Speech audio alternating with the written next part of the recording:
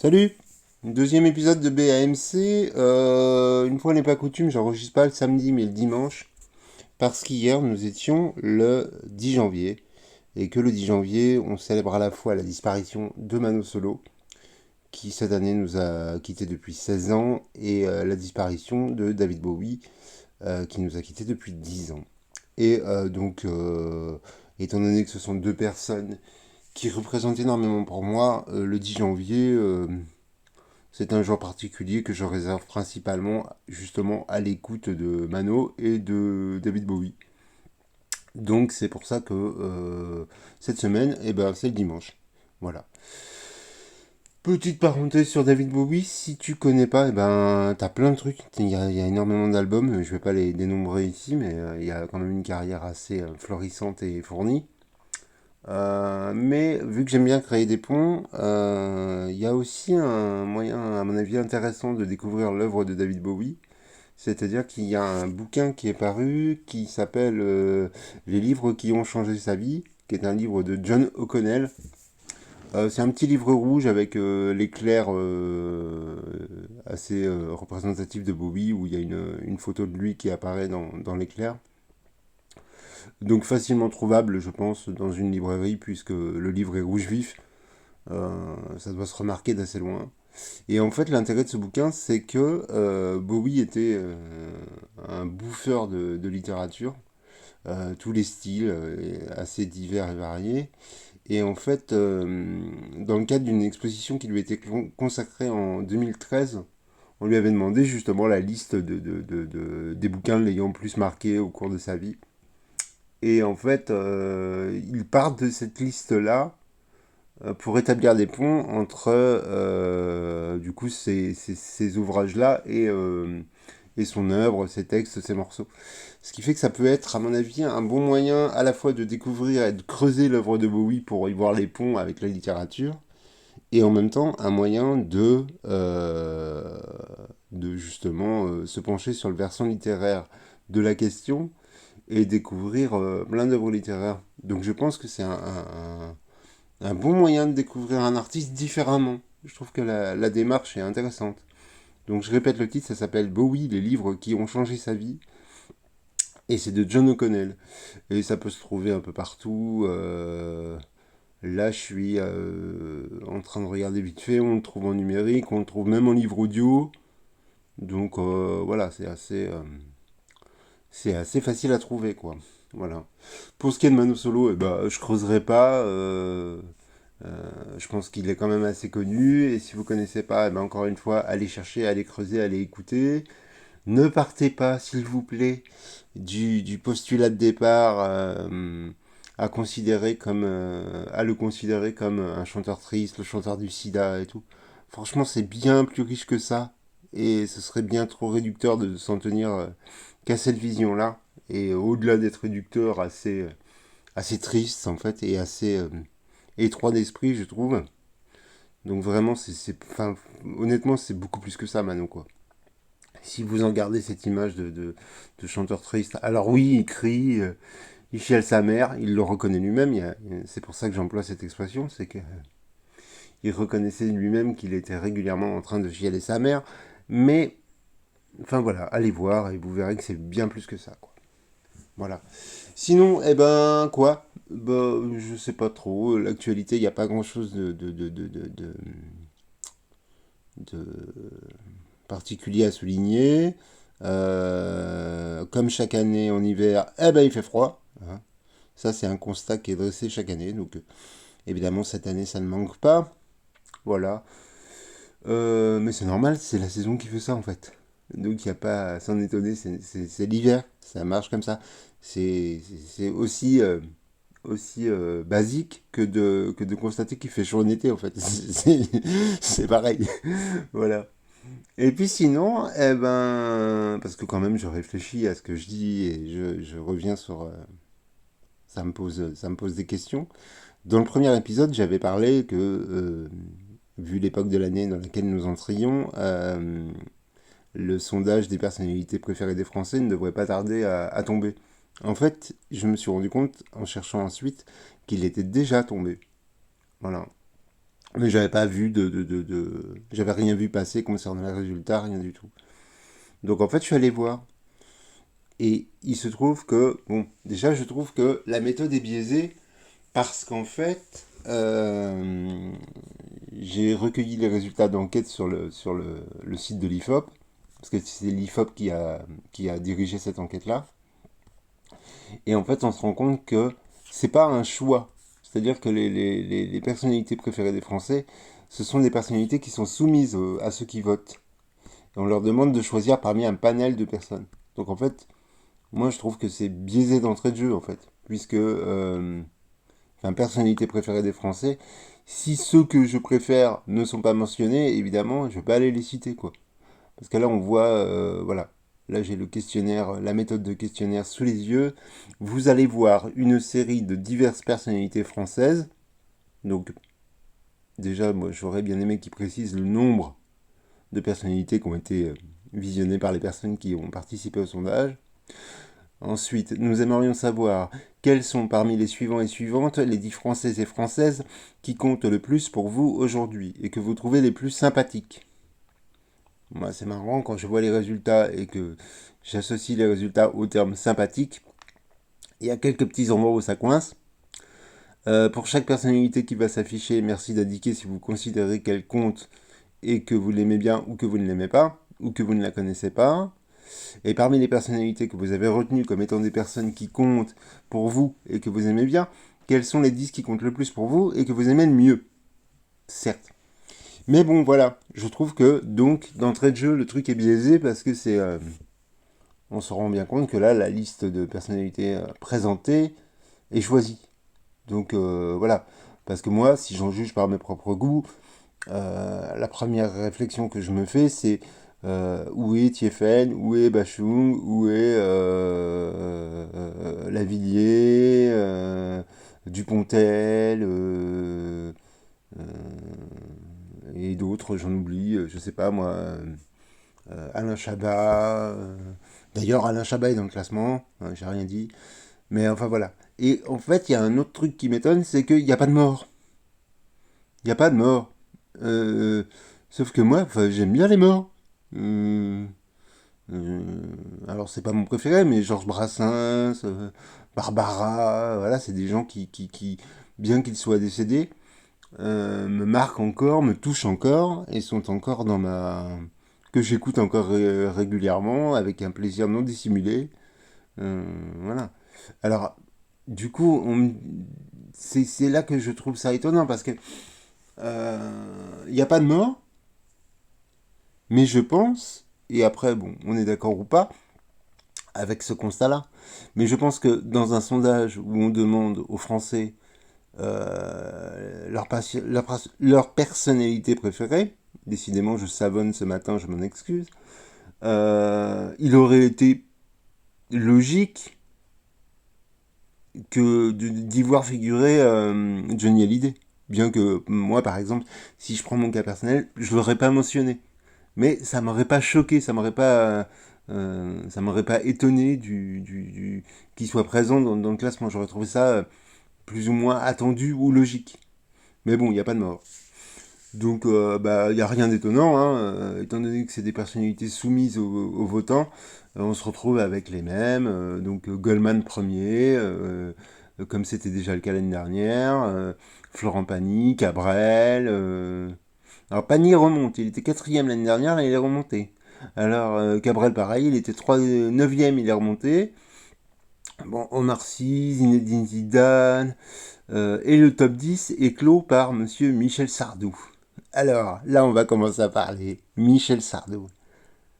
Je sais pas moi, Michel Sardou. C'est pour ça, tu vois, quand je disais, quand j'annonçais la méthode de sélection, il parle de personnalités sympathiques. Je suis désolé, moi, Michel Sardou, sympathique, j'ai du mal à associer les deux termes, quoi. Là, c'est pareil, on continue. Teddy Riner, bon, sympathique, je sais pas, je le connais pas. Jordan Bardella, je sais pas, il me fait pas l'image d'une personne sympathique. Pas particulièrement, quoi.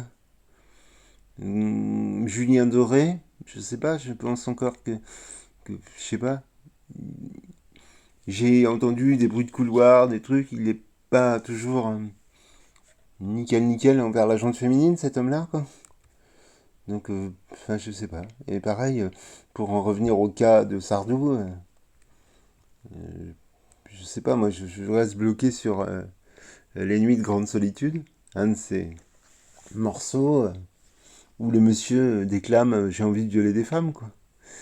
Donc, bon, je sais pas. C'est toujours pareil. Moi, je suis dans la société actuelle. Quand on voit tout le bruit que ça fait, Harry Habitant, euh, les Salcone, Brigitte, tout ça, machin. Je sais pas, il y a une dissonance qui est faite, quoi. On nous parle sans arrêt d'antisémitisme, de racisme. On est quand même dans un pays où est ouvertement raciste. Moi, je sais pas, quand on voit dans le top 10, il y a quand même Goldman. Je sais pas, Goldman, qu'il le soit ou qu'il le soit pas, d'ailleurs, je m'en fous, c'est pas un truc qui pour moi a la moindre importance. Mais je sais pas, je suppose que Goldman est juif. Dans un pays où l'antisémitisme, qu'on taxe d'ailleurs à gauche maintenant, c'est rigolo. Euh, enfin, je sais pas. Un pays où on souligne l'antisémitisme, Goldman préféré des Français, je sais pas. Hein. Le racisme aussi, quand tu vois que Omar Sy est quatrième, Zinedine Zidane est cinquième. Je sais pas, il y a deux poids deux mesures dans le racisme. Je comprends pas du tout, quoi. Soprano, pareil, moi, enfin, bon, moi c'est quelqu'un qui pour moi n'existe pas, mais jusqu'à preuve du contraire, il est noir, quoi. Enfin, je sais pas, qu'est-ce qu'il y a d'autre comme nom. Je regarde un peu défiler. Jean Reno. Jean Reno, avec toute la sympathie que j'ai pour cet homme, je crois qu'il est espagnol. Bon, bah voilà, c'est pareil. Euh, Eddie Mitchell, Pierre Richard. euh, bon, après, y a rien d'autre de. Ouais, Gad Elmaleh. C'est pareil, Gad Elmaleh, bon. Je crois qu'il est marocain. C'est pour ça que, encore une fois, c'est ce distinguo-là qui moi, me frappe, quoi. On est dans un pays où on est dans un racisme décomplexé de toutes parts. Et après, personnalité préférée des Français, on voit Omar Sy, on voit Zidane, on voit Soprano, on voit Gad Elmaleh, Kylian Mbappé. Je comprends pas. Il doit y avoir les bons et les mauvais euh, musulmans, personnalités issues de l'immigration, parce que c'est pas, je veux pas cibler particulièrement les musulmans, mais enfin, je sais pas, on dirait qu'il y a un deux poids deux mesures, quoi. À partir du moment où tu as accompli un truc, où tu as fait, ou, ou, ou peut-être simplement parce que tu as accédé à la notoriété, ça vient annuler tes origines, ça vient annuler ton ce que tu es en fait. Parce que pareil, Cadmerade est 46e, Souchon est 45e, je crois que par les origines de son père, monsieur Alain Kienast, non, c'est lui qui s'appelle Alain Kienast, je confonds. Enfin, je crois qu'il a des racines, je crois qu'il est né, je crois qu'il est né dans un pays du Maghreb aussi, Souchon. Enfin voilà, je comprends pas moi, ce distinguo-là, quoi. Et alors en plus, enfin oui, encore une fois, comme par rapport à ce que je disais sur la problématique Sardou, je sais pas, encore une fois, quand on voit tout ce que ça soulève, l'histoire avec Harry Habitant, qui finalement s'est retourné contre lui, hein, parce que finalement la Macron a plutôt œuvré contre lui que pour lui finalement, parce que ça a contribué à mettre en lumière un truc qui serait somme toute assez resté confidentiel si on avait juste laissé les féministes manifester devant les salles et que personne ne l'avait relayé pour X ou X raison. Là, on l'a relayé parce qu'il y a eu le coup d'éclat de Brigitte et que voilà. Mais sinon, ça aurait été un truc qu'aurait continué à être fait, mais qui n'aurait pas été particulièrement signalé. Comme par exemple, je suppose que dans ce qu'il fait aujourd'hui, Kanta est toujours emmerdé par des féministes. Je dis pas que c'est pas normal, au contraire, hein. Mais voilà, on n'en parle pas plus que ça. on le sait, et puis voilà, c'est pas un truc qui est mis en avant. Sauf que là, avec le supposé soutien de Brigitte Macron, au final, il s'est tiré une balle dans le pied puisqu'il est remis en lumière et qu'on vient souligner l'ignominie du mec. Donc, je pense que finalement, c'est pas envers les féministes qui doit être en colère, c'est contre Brigitte Macron finalement, à bien y réfléchir.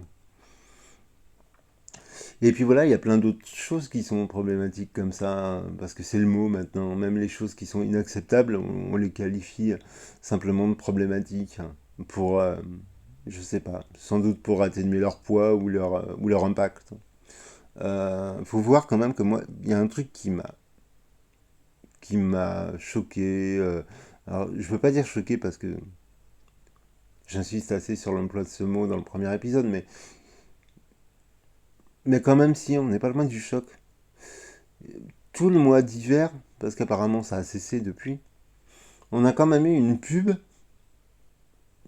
à grand renfort d'IA, bien que les concepteurs s'en soient défendus à la base, ils ont fini par l'admettre, soit dit en passant.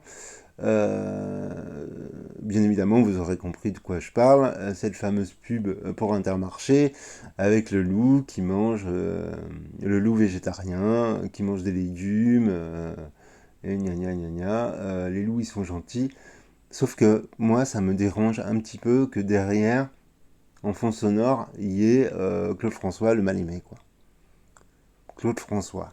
Alors Claude François, je sais pas moi, le pédophile des pyramides quand même, moi ça me choque. Et en fait, appuyer l'idée du loup, essayer de rendre le loup gentil par le fait qu'il mange des légumes, par le fait qu'il est vegan et tout ça, machin. Donc entre guillemets, pas agressif, pas dangereux, pas menaçant. Ben moi je trouve que le fait de mettre Claude François derrière, ça vient tout annuler du côté menaçant. Ça vient raviver justement, ça vient raviver cette dimension menaçante.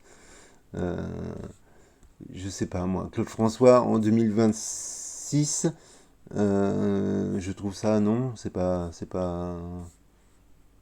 normal. Voilà, dans la société justement on s'interroge et où on prend fait et cause pour les violences sexistes et sexuelles. Je comprends pas que cette pub, ou alors encore une fois je l'ai pas vu passer et j'ai pas vu, mais il me semble pas que ça ait fait polémique quoi. Et je vais quand même rappeler quelque chose. Hein. En plus, j'invente rien parce que en fait j'ai constaté que c'était directement cité sur la page Wikipédia de l'artiste. Donc quand même, il y a le décompte de ses partenaires sexuels supposés. Alors déjà moi je trouve ça, je sais pas, comme s'il y avait une fierté à établir un quelconque record. Quoi. Je... Peut-être, hein, mais moi je trouve ça assez, assez dégueulasse, quoi, assez abject. Mais bon. Pardon, je suis en train de chercher quelque chose en même temps, donc j'ai perdu le fil de ma pensée, de mon discours. Voilà. Relation avec les femmes et les fans. Donc ceci émane de la page Wikipédia de Claude François. Selon les rumeurs colportées par la presse, Claude François aurait couché avec 3000 femmes durant sa carrière, y compris des fans. Bon, ça, c'est pas étonnant, mais en quoi c'est une... C'est quoi? C'est une fierté? Pourquoi on souligne ce truc-là, quoi? Et alors, en plus, enfin, voilà... dans un entretien accordé à la RTBF dans les années 70, alors c'est là où je voulais en venir, Claude François évoque ses fans et le type de femmes qu'il aime et trouve dans son public. Il déclare notamment « J'aime jusqu'à 17-18 ans. Après, je commence à me méfier. Bien sûr, j'ai des aventures au-delà de 18 ans, ce qui veut dire au passage qu'il en a en dessous. Donc déjà, moi, je trouve ça choquant, parce que, enfin, voilà, c'est quoi? Du sexe avec des mineurs, ça s'appelle comment? Moi, je suis désolé, j'appelle ça de la pédophilie, mais bon. Donc heureusement, voilà, au-delà de 18 ans, heureusement. Mais après 18 ans, je me méfie parce que les filles commencent à réfléchir. Voilà, elles commencent à réfléchir. Genre, les mineurs, c'est bien, c'est des têtes pleines d'eau, on peut faire ce qu'on veut. Voilà, bref. Elles commencent à réfléchir, elles sont plus naturelles. Ça commence même quelquefois avant. Ah, quand même, il leur accorde que quand même, elles commencent à réfléchir parfois à 17 ans. Ah, ben, elle réfléchit quand même. Ah, merde. À 6 mois après, merde. Ah, c'est con ça quand même. Bref. Elles commencent à réfléchir, elles sont plus naturelles, ça commence même quelquefois avant. Et puis on retrouve cette forme humaine et équilibrée après une bonne trentaine d'années. Il y a une espèce d'horrible moyenne entre 18 et 30 ans. Je sais pas. Moi, ça, c'est. Alors, que ce soit sur la page Facebook de l'homme, tant mieux, parce que ça souligne à quel point cet homme était abject et dégueulasse et tout ce qu'on veut. Mais du coup, c'est là qu'il est important de réfléchir, quoi. On s'est bouffé tout le mois de décembre, et sans doute même avant, encore une fois, une pub avec un loup végétarien où on cherche à annuler la dangerosité et l'image négative véhiculée par un loup par défaut, illustrée avec une chanson d'un homme qui tient des propos comme ça. Faites-en ce que vous voulez, moi je trouve ça abject. Abject. Et que personne ne dise rien, je, je, je trouve ça... Qu'il y ait pas... J'ai du mal à croire qu'il n'y ait pas eu des réunions, des trucs avant que la pub soit actée, soit mise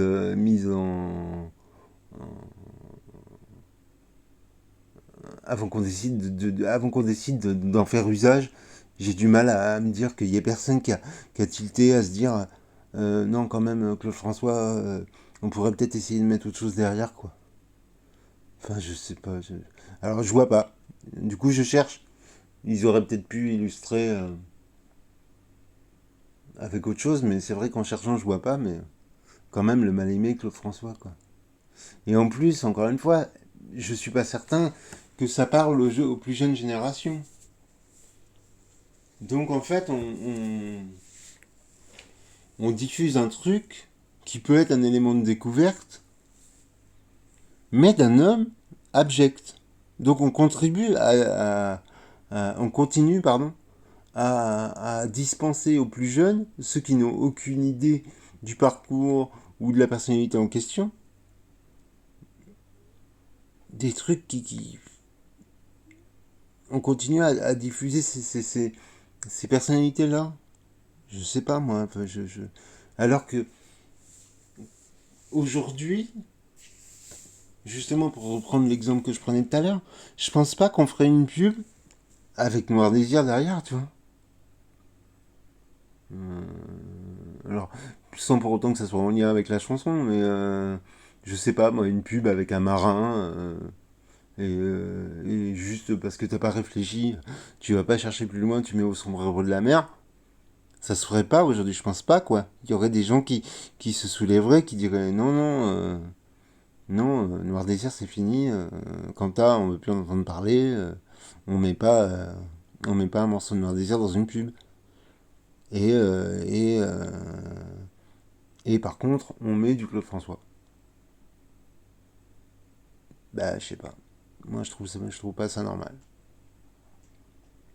Mais bon, ce qui m'énerve, c'est que en parlant de ça et en dénonçant ça, j'en parle, donc je lui fais quelque part une sorte de promotion. C'est ça qui m'énerve aussi, c'est que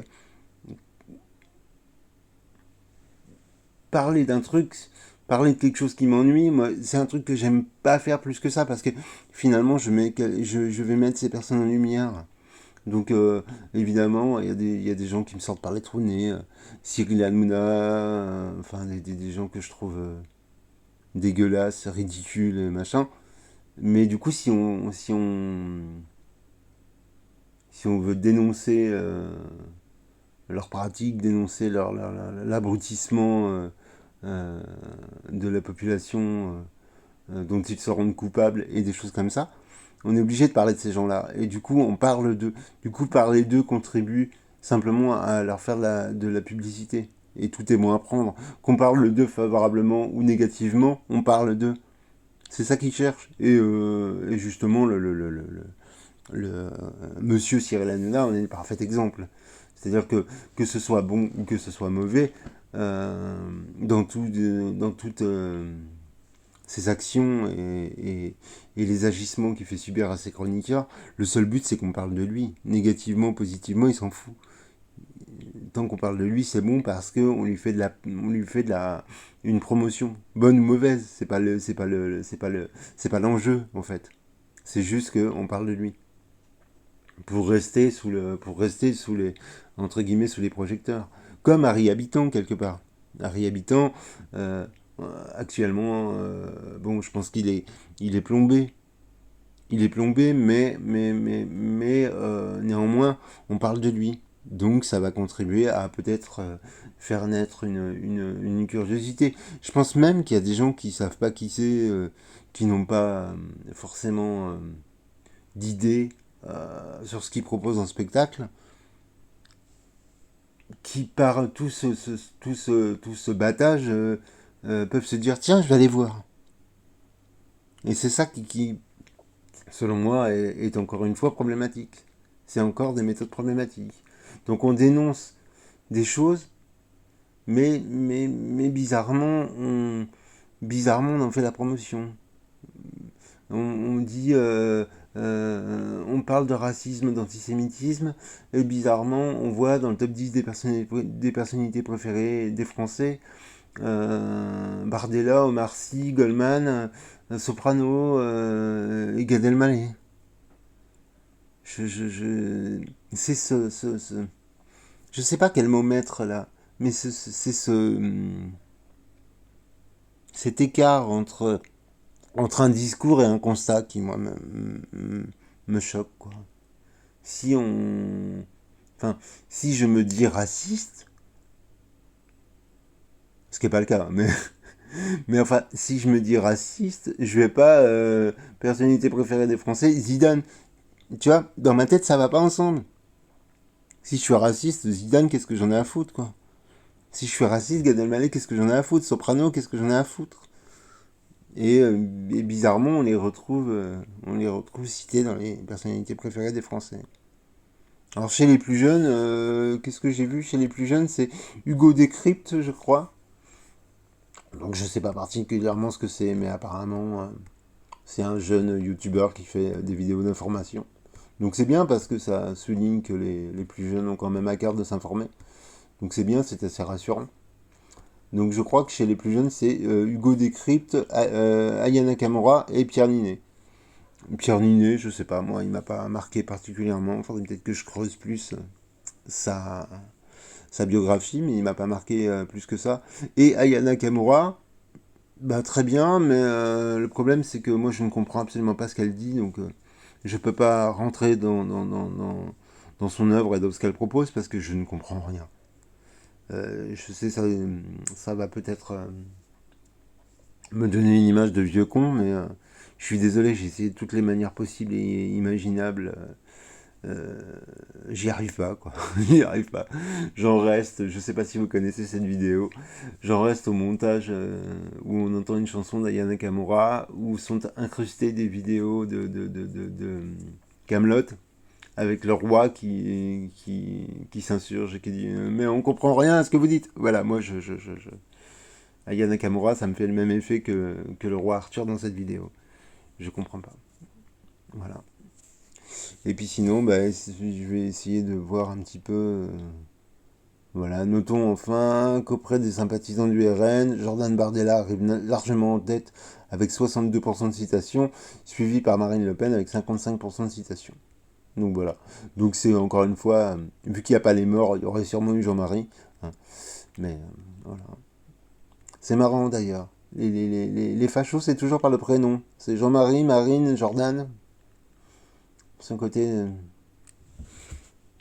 sans doute pour se rendre sympathique, mais ça me frappe, moi. Ça me frappe. Qu'il y ait toujours le prénom, quoi. Remarque, il y en a, c'est que des prénoms. Jean-Philippe Tanguy. Lui, il s'est dit, attends, chez les fachos, On est toujours présenté par le prénom. Moi, j'ai tout ce qu'il faut. Je m'appelle Jean-Philippe Tanguy. Ils veulent, ils font ce qu'ils veulent. Ils sont obligés de me présenter par mon prénom. Il est malin, en fait. Enfin, cela dit, je parle de lui parce que c'en est un que je trouve des plus effrayants. Je l'ai entendu plusieurs fois en interview. Il me fait froid dans le dos, ça me lame. Voilà. Et puis sinon, eh ben quoi? Qu'est-ce qu'il y a à venir? On est le 10 janvier, donc le 11. Qu'est-ce qu'il y a à venir? Je sais pas. J'essaie de faire un petit tour de l'actualité, de regarder les choses qui vont arriver dans les jours prochains. Je vois rien de particulier.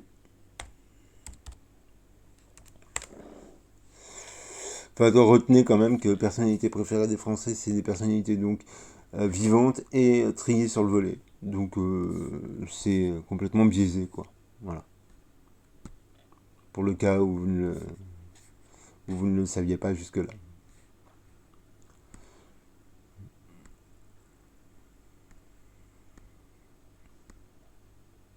Bon, ben, je vais vous laisser là parce que je regarde l'actu, il n'y a pas grand-chose de particulièrement intéressant ou qui mériterait qu'on en discute plus que ça.